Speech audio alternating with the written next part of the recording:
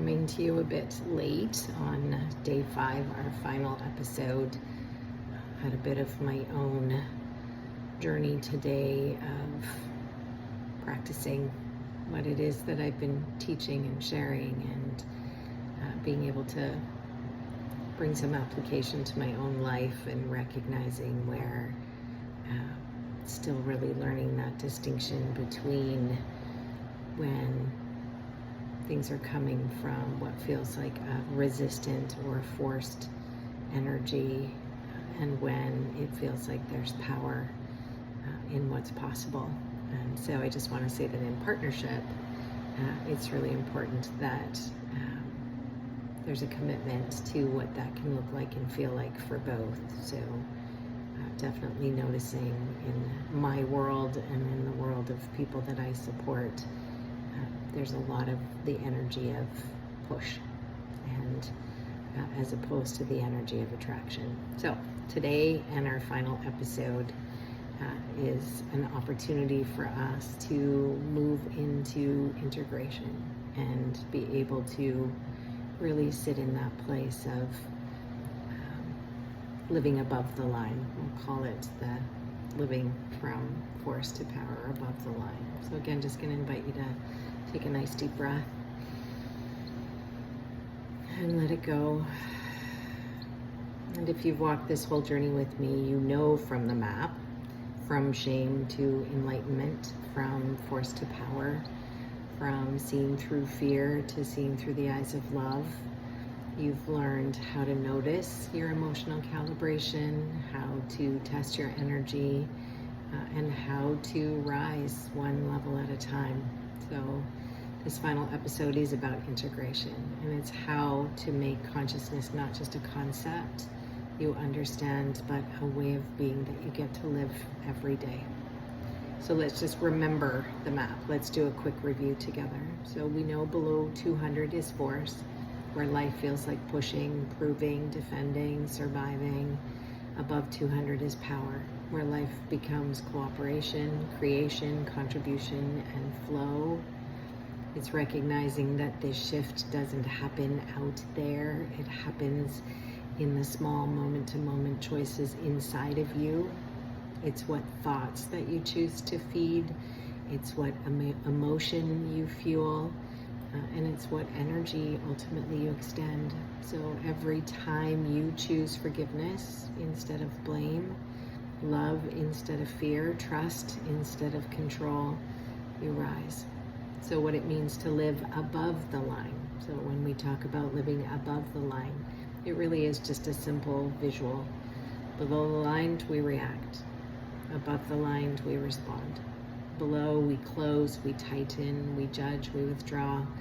Above, we open, breathe, listen, and lead. So this line is not about being better. It's about being conscious, and you will cross it many times a day. The mastery is in noticing and choosing again. So when you start noticing faster, or, oh, I'm in fear, I'm afraid, I'm defending, I'm pushing, you've already begun to rise, because awareness is transformation. So again, if we bring it into everyday life, into the lived experience of what it is to be human, when you wake up in the morning, just notice your first thoughts.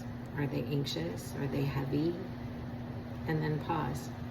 And you could place your hand on your heart and breathe a higher vibration into your day. And it could simply be affirming, today I choose alignment. Today I choose love. So when you're in conflict, remember the difference between force and power. Force wants to win. Power wants to connect. And again, I speak from personal experience. Even if you're sitting in what feels like the higher frequency of the desire to connect, and someone else is in a different space, is that the calibration cannot rise to the level that one of you wants. It needs to be one that you both desire. And so then before reacting to things in life, just take a breath and ask, what would power do here? Sometimes the most loving thing we can do is let go and let someone sit in their own experience of choice and what it feels like to be in the energy of what has been created and make a choice to decide that they want something different. And so when you say, what would power do here? Maybe it would listen, maybe it would pause, maybe it would simply say, I hear you, I release you, I let go. So when you're tired or overwhelmed, instead of pushing harder, bring yourself back to presence. Remember, force drains, power restores. Take 60 seconds of silence. Feel your feet on the ground. Go barefoot, although soon it won't be easy to do. I have a few more days where it's still possible. And just recenter. So the goal isn't perfection. The goal is awareness and recalibration, and sometimes it's moment to moment. Don't forget, we have talked about the ripple effect, and that when you live this way, your energy becomes medicine. Your presence heals rooms and spaces when you walk into them. Your calmness steadies people without saying a word. And that's the beauty of consciousness. It's actually contagious. You don't remember, or you haven't watched the previous videos, remember the math. One person vibrating in love counterbalances 750,000 people living in fear. At the energy of peace, you balance 10 million. You become part of the quiet revolution that's healing the planet, not by protest, but by presence. So when we rewrite your agreement with reality, and again, we've talked about this before and it's worth repeating, we've been guided towards the idea that you can't solve a problem with the same mind that created it. So when life gives you challenge, pain, or loss, don't fight the level of force, rise to power and look through the eyes of love and ask, what is this here to teach me? And then everything becomes sacred when you meet it consciously. That's how we move from surviving life to co-creating with it. So I'm going to leave you with a suggestion around a daily practice. It's a simple daily rhythm that when I am on track and on purpose and living on contract, I use, and of course I teach my clients, is start in the morning with alignment. So breathe, set your intention for what it is that you want to create today. You could incorporate today, I choose to live above the line. Midday, pause and check in with yourself and just notice your energy and ask, am I in force or am I in power? And then in the evening before you fall asleep, forgive the day, release what's heavy, and celebrate one moment of love or one moment of awareness. So there are 3 simple moments, morning, noon, and night, that can keep your calibration high. So in the bigger picture, this isn't just about personal growth, it is about planetary service. So every time you rise in consciousness, you lift us all. Every act of forgiveness, every breath of compassion, every step toward love adds light to the collective field. You are that powerful. You don't need to preach it, prove it, or post it. Just live it.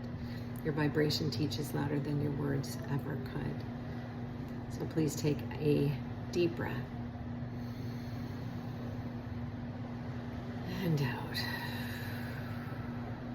Here are your closing affirmations. I live above the line. I choose awareness over reaction. I move in grace, not force. I am a field of love in motion. My presence is my gift. My consciousness heals the world.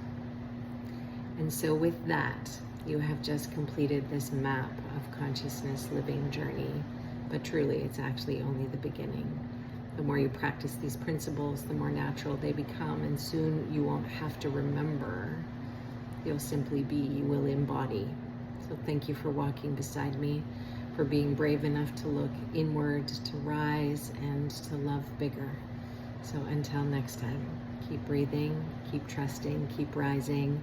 You are the map, you are the light, and the world is better because you're in it. Thank you, I love you.